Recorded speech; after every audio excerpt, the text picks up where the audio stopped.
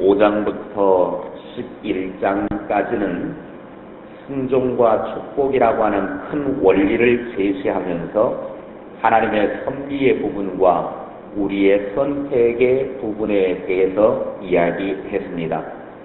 그리고 이 땅에서 누리는 행복은 우리의 순종과 직결되어 있다라고 하는 것을 우리는 설명을 한 것을 보았고, 그 말씀을 우리는 하나하나 살펴보았습니다.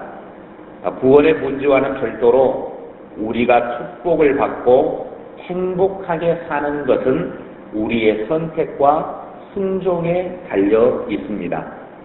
이러한 것들을 생활 속에 적용할 수 있도록 12장부터 26장에서는 가나안 땅에서 이스라엘 백성들이 지켜야 될 특별법을 허락해 주십니다.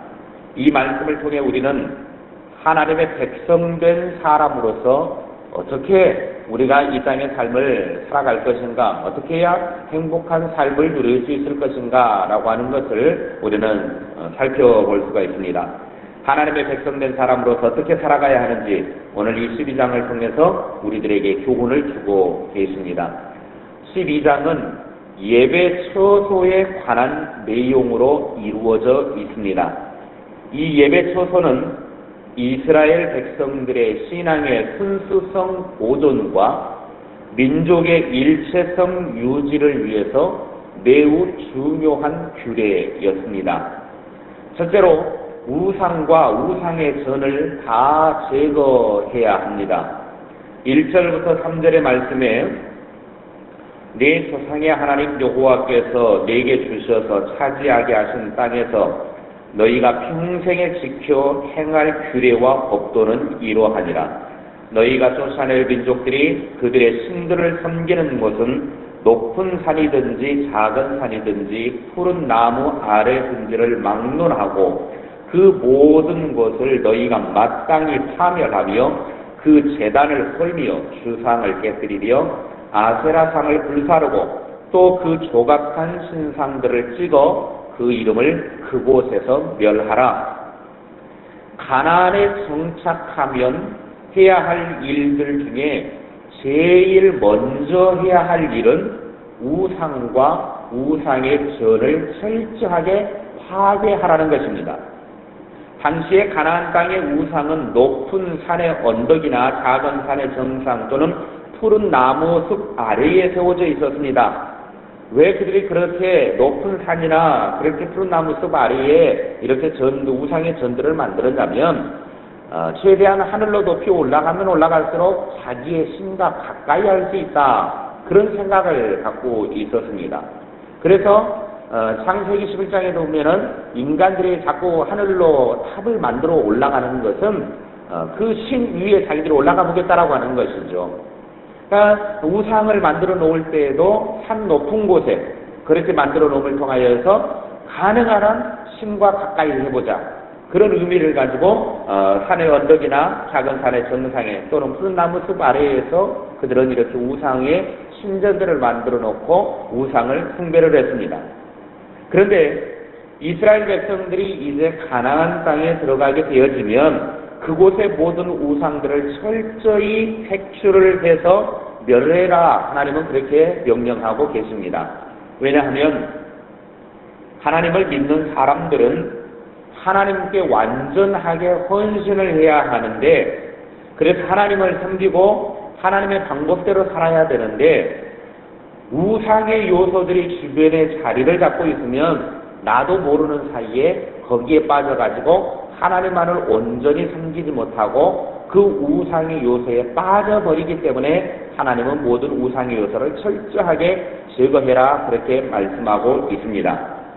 우리의 삶의 영역 속에 하나님의 통치를 받고 살아가야 되는데 주변에 그런 우상의 문화들이 자리를 잡고 있으면 그 우상의 문화 속에 우리들도 젖어서 결국은 하나님만을 온전히 섬기지 못하고 하나님의 그 통치를 제대로 받지 못하기 때문에 하나님은 가나안 땅에 들어가면 너희들이 제일 먼저 해야 할 일이 모든 우상을 찾아서 완전하게 다 파괴시켜라, 멸망시켜라, 하나님은 그렇게 명령하고 있습니다. 우상은 오늘 우리들에게 있어서 우상이라고 하는 것은 우리 믿는 사람들이 뭔가를 만들어 놓고 섬기지는 않습니다.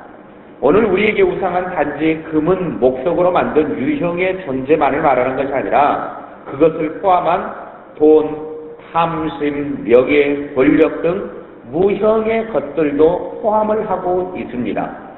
그래서 골로새서 3장 5절의 말씀에 보면 그러므로 땅에 있는 지체를 죽이라 곧 음란과 부정과 사욕과 악한 정욕과 탐심이니 탐심은 우상숭배니라 그랬습니다. 그러니까 우상숭배가 꼭 보이는 형태가 있는 무엇만 우상숭배가 아니라 보이지 않는 그 형태가 없는 것들도 우리가 숨기고 있으면 그것이 우상이라고 하는 것입니다.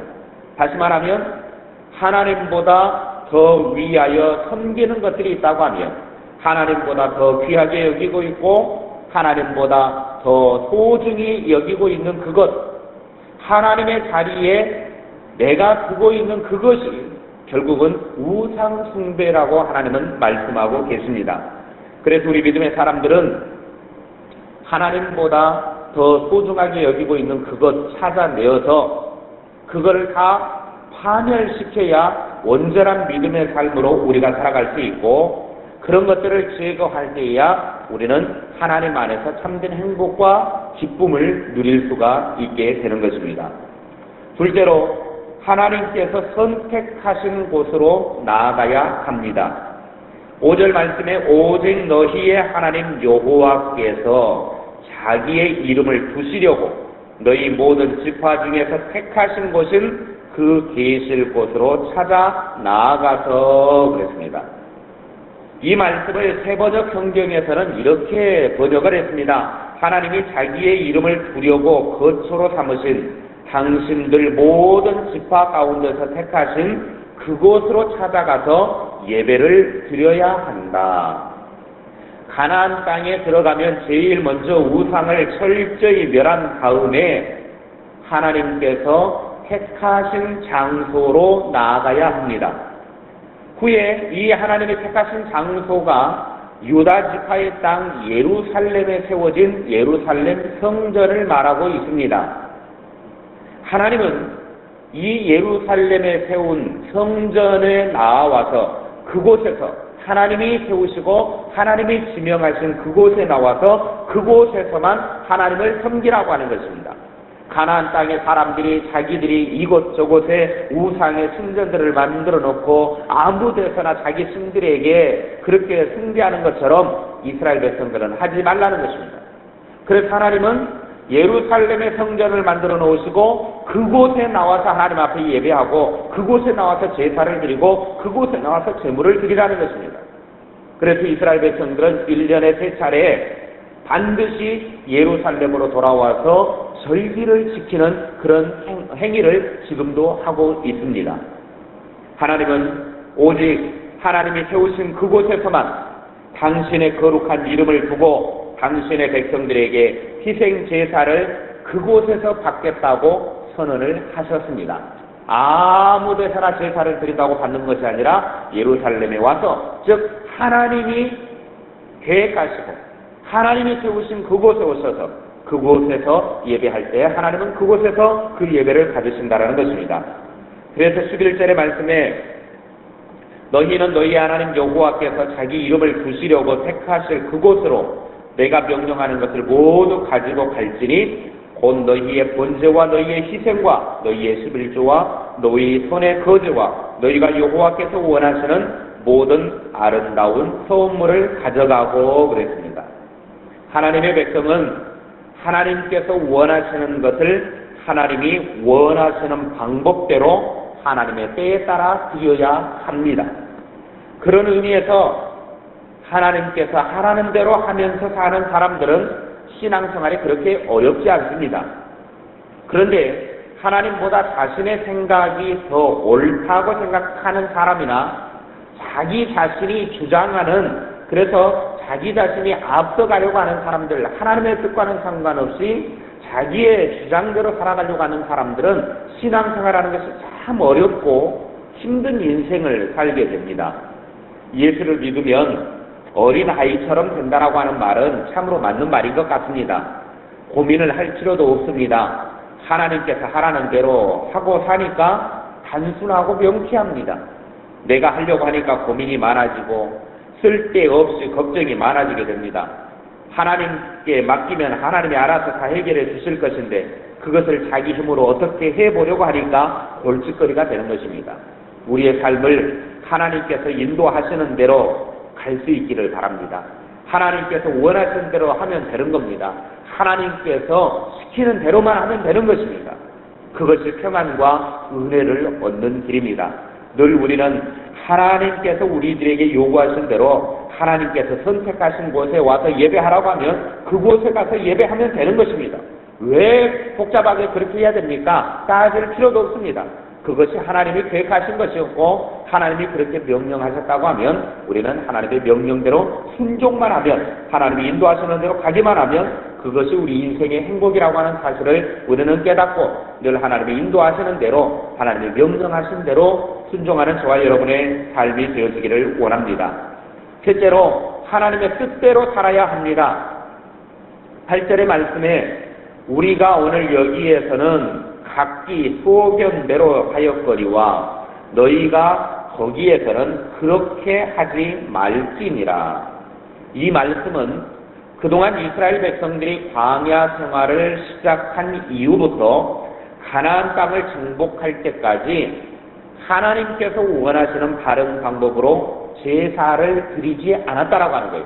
지금까지는 자기들이 원하는 대로 했다는 겁니다.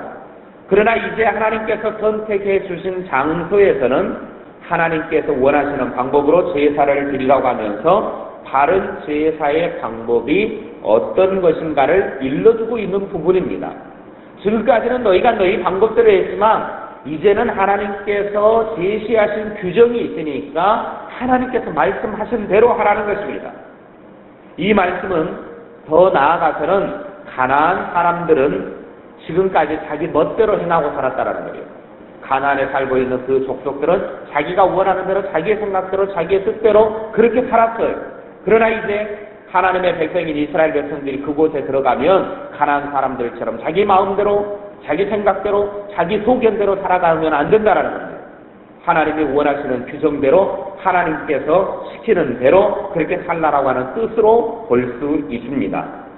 하나님의 백성은 언제나 하나님이 원하시는 것이 무엇인가를 찾아서 살아야 그 사람이 하나님의 사람입니다. 우리가 기도하는 것도 그 기도를 통하여서 나의 소원 간구하는 것도 아뢰는 것이 우리의 기도이기는 하지만은 진정으로 기도하는 사람은 하나님의 뜻이 무엇인가를 찾는 것입니다. 기도를 통하여 하나님의 뜻이 무엇인가를 내가 알아가는 거예요. 그래서 기도를 통해서 하나님의 뜻을 알았으면 이제 하나님의 뜻대로 살겠다고 결단하고 다짐하는 것이 기도의 마지막 모습입니다. 우리는 늘 하나님 앞에 하나님의 뜻이 무엇인가, 하나님이 원하시는 것이 무엇인가를 찾아서 그 뜻대로 살아갈 수 있는 우리의 삶이 되기를 바랍니다. 그래서 하나님은 이제 너희들 마음대로, 너희들 뜻대로 살지 말고 하나님의 뜻대로 살라라고 그렇게 명령하고 있는 것입니다. 누가 하나님의 뜻을 따라 사는 사람입니까? 하나님의 뜻을 따라 사는 사람은 자기는 하고 싶지 않지만 성령께서 하라고 하시면 성령의 명령에 순종해서 하는 사람입니다. 성령님께서 하라고 하면 내가 마음에 들지 않지만, 나는 하고 싶지 않지만, 내키지 않지만 성령이 하라고 하면 내키지 않아도 하는 것, 그것이 하나님의 뜻에 따라 사는 사람입니다. 그러므로 늘 우리는 하나님의 뜻이 무엇인가를 찾고 하나님의 뜻을 따라 살아가는 저와 여러분의 삶이 될 수 있기를 바랍니다. 하나님의 뜻대로 사는 것이 중요하지 자신의 소신껏 사는 것이 중요한 것이 아닙니다. 물론 내 소신이 성경대로 사는 것이면 모르지만은 그렇지 않다고 하면 내가 소신대로 살아가는 것은 하나님 앞에서 얼마든지 버릴 수 있는 것이 되어야 합니다. 자기 멋대로 사는 것보다 절제하면서 하나님의 뜻에 맞춰 사는 것이 하나님의 방법이요 하나님의 뜻을 따르는 것입니다. 하나님의 백성의 삶은 우상의 요소를 철저하게 제거하고 하나님께서 원하시는 것을 하나님의 방법대로 사는 사람입니다. 우리는 철저하게 하나님의 뜻에 초점을 맞추고 사는 하나님의 백성다운 삶을 살아가는 저와 여러분의 삶이 되어주기를 주님의 이름으로 축원합니다.